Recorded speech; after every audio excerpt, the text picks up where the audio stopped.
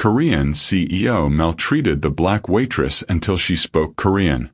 Her tray trembled in her hands as the CEO's harsh voice cut through the restaurant, dismissing a customer like they were dirt. But when Tiana stepped forward and answered him back, in flawless Korean, the entire room froze. The CEO, the man no one dared challenge, was left speechless. Welcome back, my beautiful family and friends. If you're hooked in and you're ready to enjoy this story, click subscribe and let me know in the comments where you're watching from. Because tomorrow, I'll be bringing you another story just as powerful and emotional as this one. And trust me, you don't want to miss it. Tiana was only 5 years old when the world as she knew it collapsed. She had been born into a home of cultural fusion and love. Her father, a proud Jamaican man with an easy smile and booming laugh, and her mother, a graceful Korean woman with gentle manners but a firm will. They met when her father moved to Korea for business. He had intended only to stay for a few years, to grow his career, but fate had other plans. A chance encounter, a shared meal, laughter that crossed languages, and soon, love. Marriage followed, and then Tiana's birth, the greatest treasure of their union. But fate can be cruel. One evening, after a short business trip, her parents never returned. A terrible car crash claimed both their lives, leaving Tiana too young to understand loss, but old enough to feel the cold emptiness it left behind. Her maternal grandmother became her guardian. The old woman, with lines etched deeply into her face but warmth still glowing in her eyes, raised Tiana with fierce love. They stayed in Korea, where Tiana grew up navigating two identities: her Jamaican blood and her Korean heritage. She was different, yet she belonged, because her grandmother taught her to embrace both sides with pride. Years later, as she finished school, the two moved to the United States in search of better opportunities. But life in America was not the shining promise they had imagined. Work was scarce, bills piled high, and the grandmother's health began to fail. The sterile white walls of the hospital pressed in around them. Machines hummed softly, a faint beeping echoed, and the smell of disinfectant clung to the air.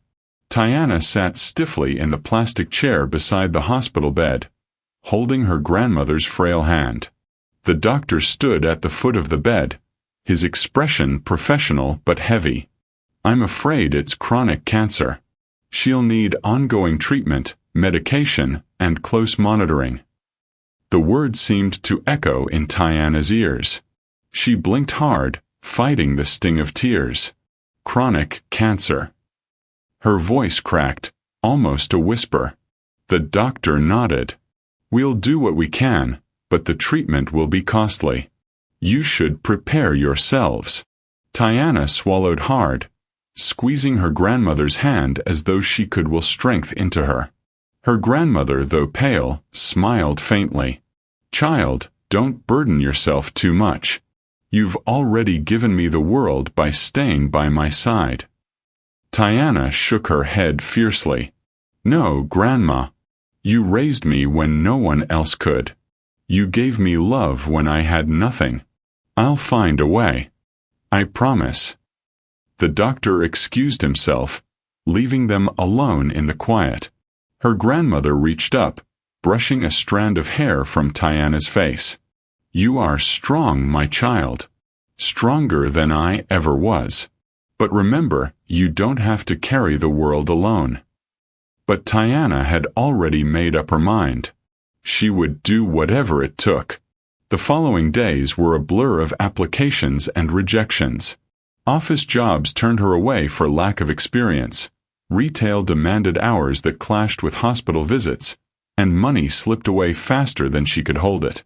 One afternoon, weary and desperate, she spotted a sign in the window of a bustling Korean restaurant. "Help wanted, waitress." The scent of sizzling garlic and soy sauce wafted through the doorway. Customers chatted over steaming bowls of noodles. Something about it felt familiar, almost like home. Inside, the manager, a middle-aged man with a brisk manner, glanced up at her. "You want the job?" "Yes," Tiana said quickly, clutching her small folder of papers. I've worked small service jobs before. I learn fast." He eyed her for a moment, then sighed. "Fine. We need someone immediately. Customers can be demanding. Smile no matter what and don't argue. Understand?" "Yes, sir. I'll do my best." And just like that she had a job. The restaurant buzzed with life. Waiters weaved between tables balancing trays of kimchi, rice, and grilled meats. The kitchen clattered with pans and sizzling oil. Tiana tied her apron, heart racing. She needed this job. Her first table was a family of 4, laughing as they ordered in rapid Korean. She understood enough to keep up, scribbling on her notepad, and rushed to deliver the food. When the children giggled as she brought extra side dishes, she smiled back, warmth flowing through her. By the end of her first shift, exhaustion pulled at her limbs, but pride swelled in her chest. She could do this. She would do this. That night, after locking up, she walked home under the glow of streetlights. Her bag was heavy with tips. Small, but enough to make her feel she was moving forward. What she didn't notice was the sleek black car parked across the street, engine purring softly. Inside, a man sat in silence, watching her figure retreat into the distance. His eyes narrowed, unreadable, as though trying to solve a puzzle. This was only the beginning. The following week, the restaurant bustled with its usual rhythm. Lunch hours were always the busiest. Students chattering loudly, office workers hunched over quick meals, elderly couples eating quietly in the corner. The air buzzed with conversation, punctuated by the sharp clang of chopsticks and the hiss of meat grilling at the tables. Tiana had begun to settle into the flow of things. She moved gracefully from table to table, balancing trays as though she had been doing this all her life. Her smile was warm, her patience endless. She greeted every customer with a gentle nod, sometimes in Korean, sometimes in English, depending on who stood before her. But beneath the surface of laughter and chatter, a ripple of tension suddenly spread. The glass door swung open, and silence seemed to roll in like a wave. A man entered, tall, immaculately dressed in a dark tailored suit that seemed too sharp for the cozy restaurant setting. His presence alone commanded attention, sending a shiver down the spines of the staff. It was Kong Min, the CEO of the entire restaurant chain. Whispers traveled quickly among the staff. "He never comes here. Why today? He's known to be harsh. Be careful. Don't mess up." Even the manager, usually brash, suddenly stiffened and hurried to greet him with a bow. Kong Min's expression was severe, his eyes scanning the room like a hawk. He walked with the authority of a man used to obedience, his polished shoes clicking against the floor with every step. Employees straightened instantly. Customers hushed curiously. Tiana, carrying a tray of side dishes, caught sight of him but kept moving. She had learned enough in life not to fear power. Still, there was an intensity about him that was impossible to ignore. It happened quickly. At a table near the center, a middle-aged man raised his voice timidly. "Excuse me. I already paid for this meal. I think there is some mistake." Kongmin had just passed by and heard the words. He stopped, turned sharply, and his voice rang out like a whip. "What nonsense is this? Are you trying to cheat my restaurant?" His words cut through the air, sharp and merciless. The customer shrank in his seat, fumbling with his receipt. The surrounding tables fell into uncomfortable silence. The manager opened his mouth, but no sound came. None of the waiters dared to intervene. Tiana's heart pounded. She set down her tray, took a steadying breath and walked toward them. "Sir," she said gently, addressing Kongmin, "I checked earlier. This customer has already paid." Kongmin's eyes snapped to her, burning with authority and disbelief. How dare a waitress challenge him, in front of everyone? His voice thundered in Korean. 닥쳐. 내 사업을 어떻게 운영해야 할지 말할 수 없어. Gasps rippled across the restaurant. Some customers turned their faces away, unwilling to be caught staring. But Tiana did not flinch. She stood tall, her voice calm but firm as she answered back, in Korean. 그리고 당신은 좋은 사업을 운영하는 윤리 중 하나가 좋은 고객 관계를 맺는다는 사실을 잊었습니다. Her words sliced through the tension, shocking everyone. The staff froze, wide-eyed. Customers exchanged glances in disbelief. And for the first time, Kongmin's cold facade cracked. He stared at her, eyes narrowing but not with anger. This was surprise.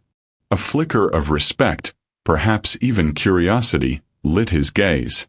You, he said slowly, his tone softer now. You speak Korean? Tiana's lips curved into the faintest smile. You never asked. The simplicity of her reply, paired with the confidence in her eyes, struck him harder than any insult could have. There was a long, heavy silence. Then, in an act that stunned every witness, Kongmin turned back to the customer and gave a short bow. My apologies for the misunderstanding, he said curtly.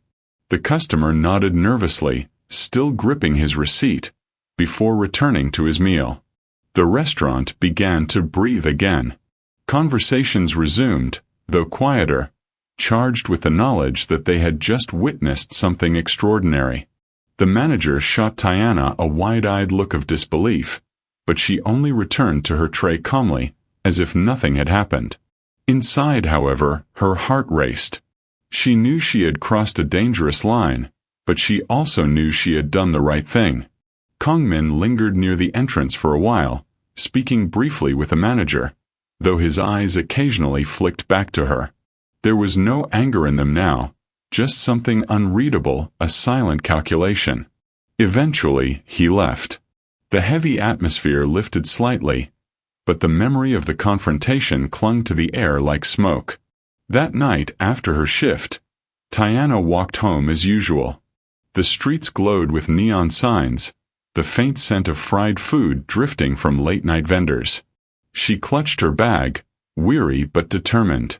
Unbeknownst to her, the sleek black car had returned. Its headlights dimmed, its engine soft, it followed her from a distance. Inside sat Kongmin, watching her walk. He didn't know yet why he was doing this. She was just a waitress, someone beneath his world of power and wealth. But something about her words, her courage, and her command of his own language pulled at him in a way he couldn't explain. For the first time in years, Kongmin felt unsettled. And for Tiana, the wheels of fate had just begun to turn. The confrontation at the restaurant replayed in Kongmin's mind for days. He had built his empire on discipline and fear, on being untouchable, on never allowing anyone to contradict him. Yet one young waitress had stood in front of him without trembling, speaking in his own language, cutting straight to the flaw in his behavior. He had expected anger, humiliation, even an apology from her after the incident. Instead, she had simply gone back to work as if nothing monumental had happened. That quiet strength haunted him. And so, he found himself doing something uncharacteristic. He started appearing at that particular restaurant more often. Not to check on profits or discipline staff, but to watch her. At first, he sat at the far corner, his presence a heavy weight that made employees work twice as hard. But his eyes followed her more than the food. He noticed how she always carried herself with grace, even when exhausted. How she bent down to speak to children at eye level, making them laugh with silly faces.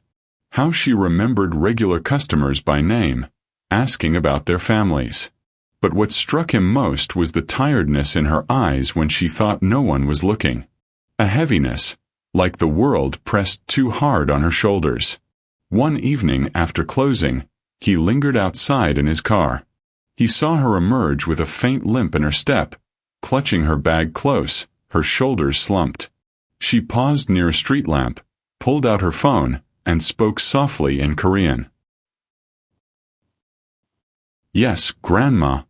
I got the medicine. Yes, don't worry. I'll be home soon.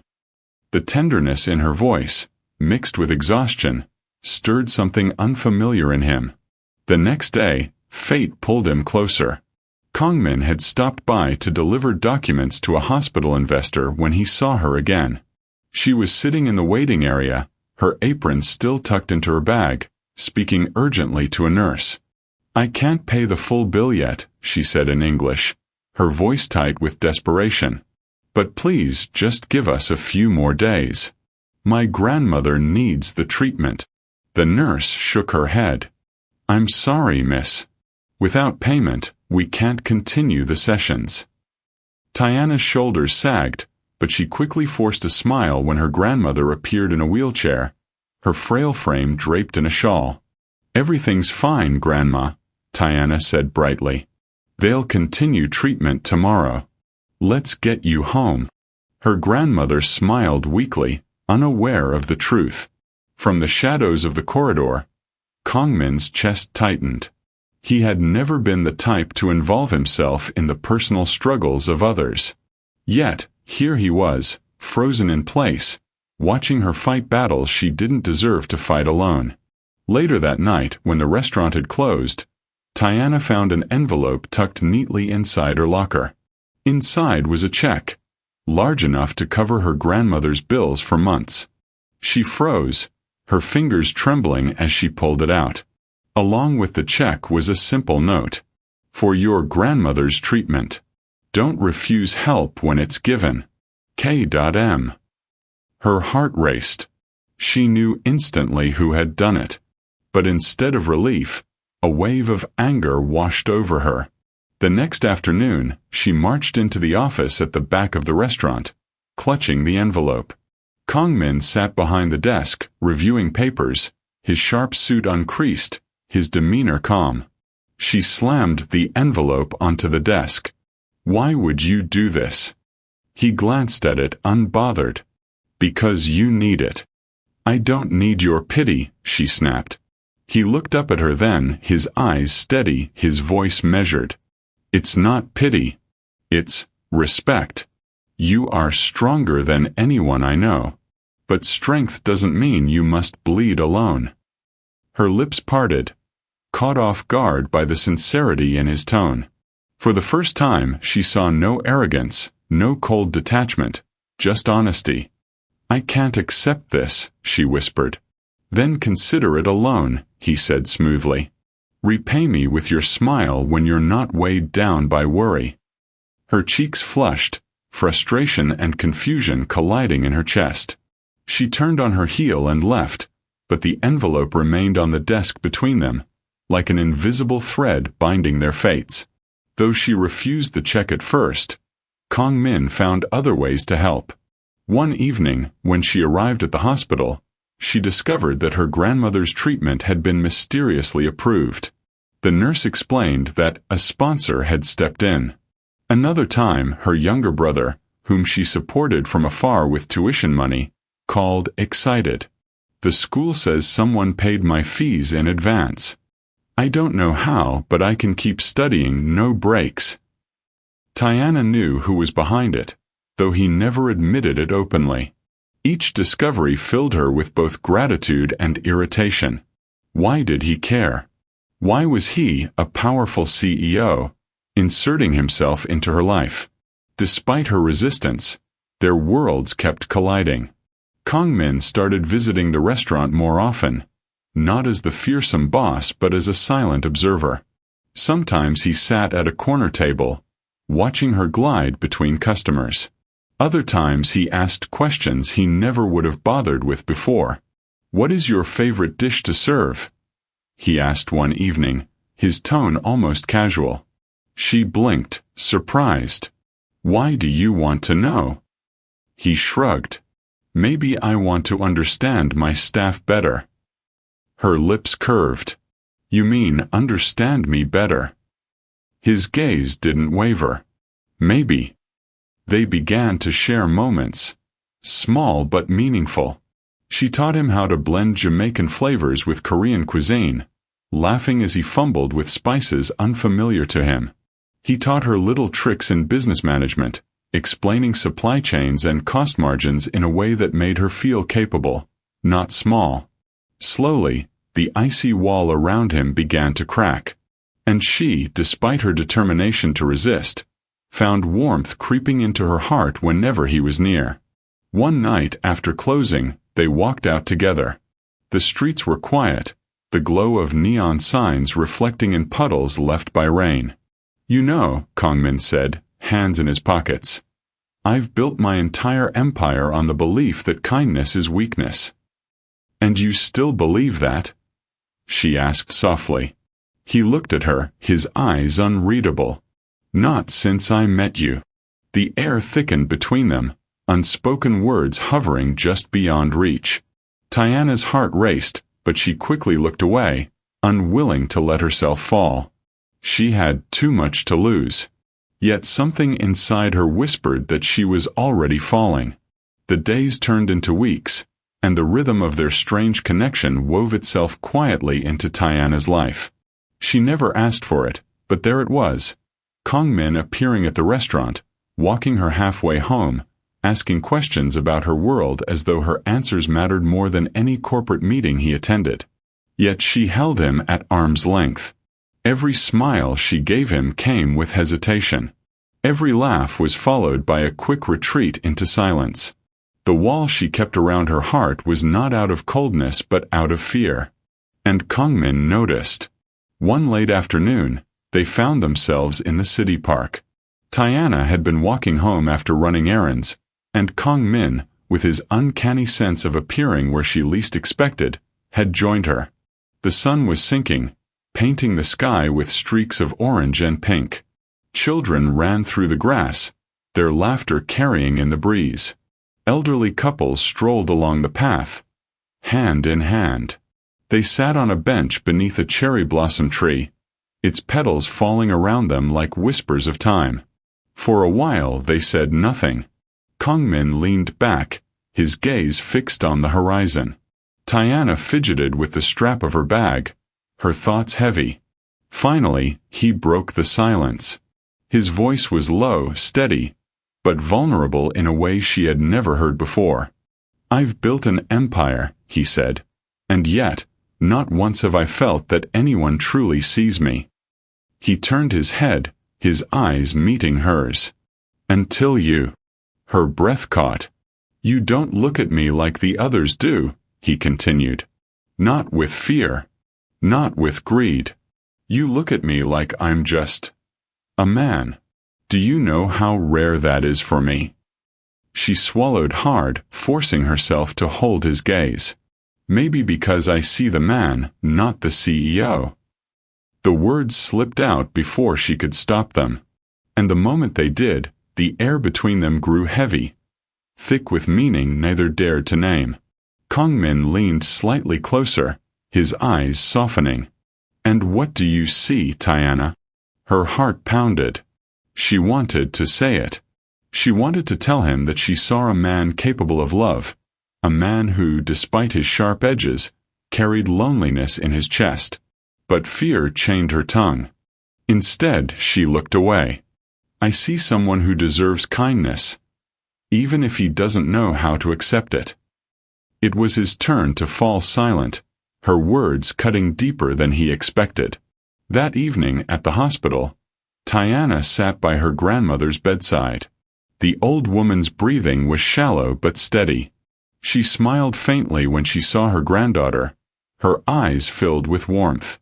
"You seem troubled, child," Grandma murmured.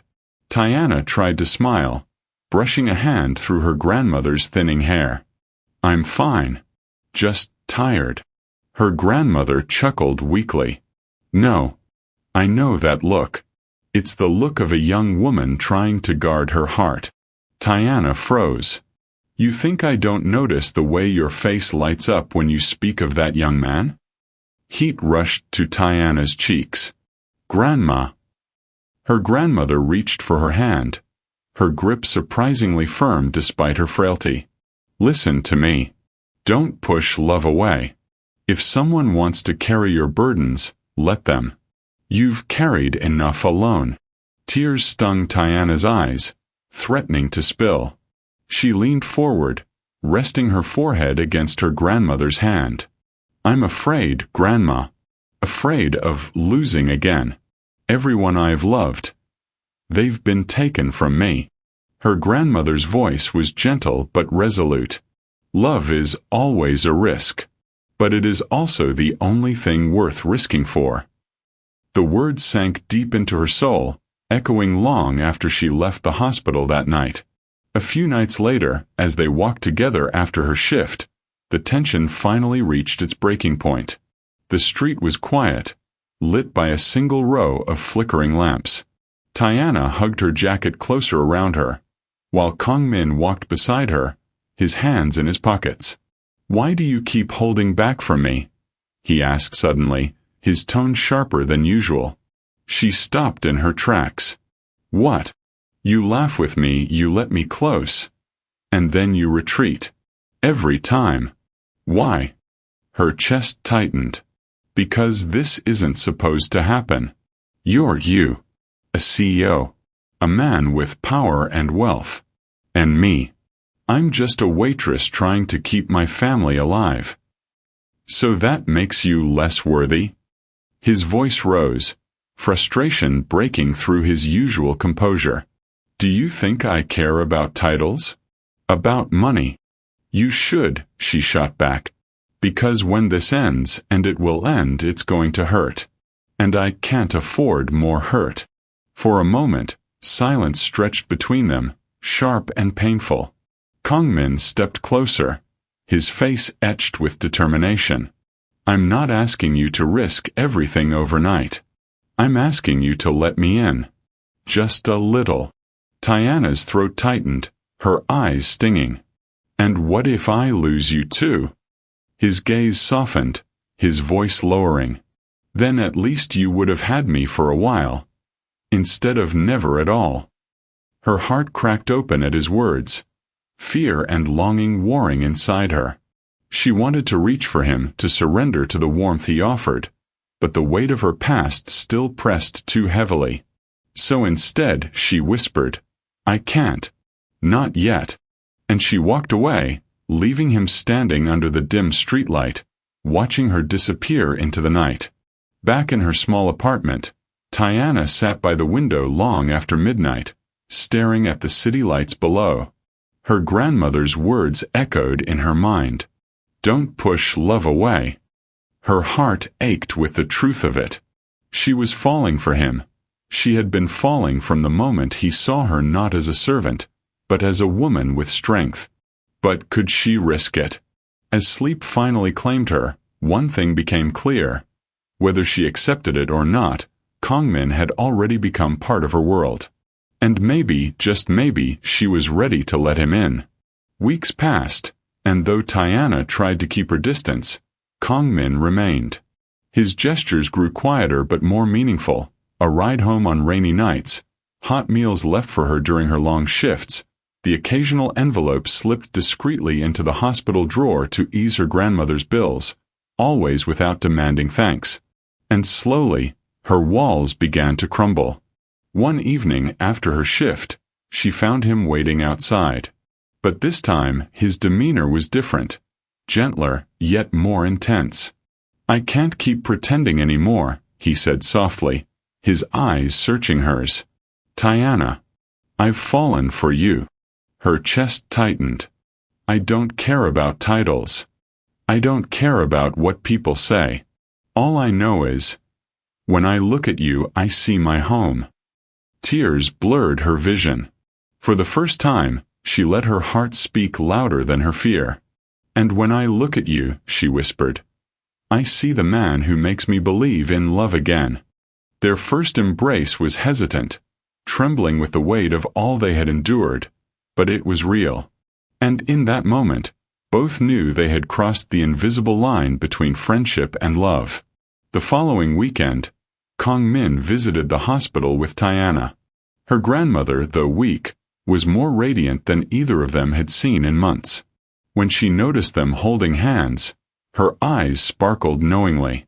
So, she said, her voice raspy but teasing, the young lion finally won her heart. Tiana blushed, but Kongmin bowed respectfully. Halmione, I will protect her. With all that I am. Her grandmother squeezed their joined hands together.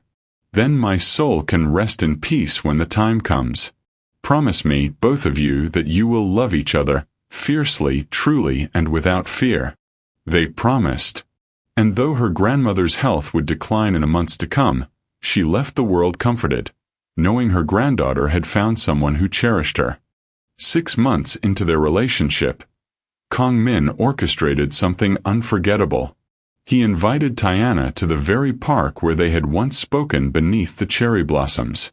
But this time, the path was lit with lanterns, and a soft melody floated in the evening air.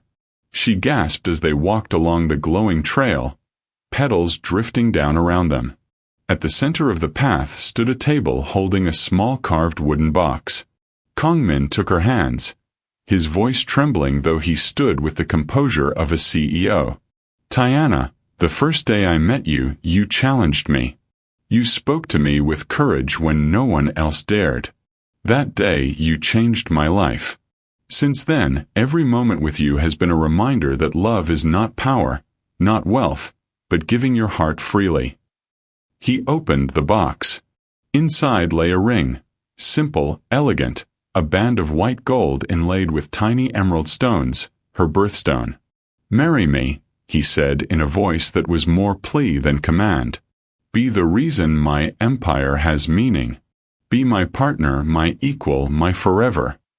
Tiana's hands shook, tears streaming down her cheeks. For a heartbeat, her fears flickered, but then her grandmother's words echoed in her memory. Don't push love away. Yes, she breathed. Yes, Kongmin. I'll marry you. His arms wrapped around her, lifting her off her feet as laughter and tears blended into one. The petals rained down like blessings from the heavens. 6 months later, Seoul witnessed a wedding unlike any other. The hall was adorned in white and gold, cherry blossoms arranged in vases beside vibrant Jamaican orchids, symbolizing the union of two cultures. Guests from Korea and the United States filled the room, a sea of anticipation. Tiana walked down the aisle in a flowing hanbok-inspired gown, the silk embroidered with delicate patterns of hummingbirds, a nod to her Jamaican heritage.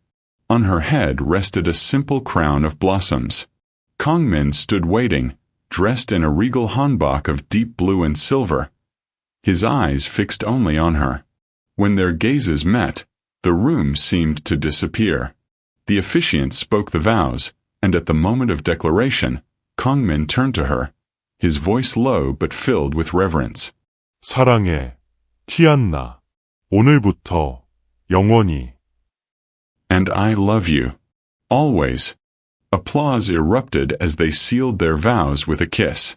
The celebration that followed was a true blend of worlds.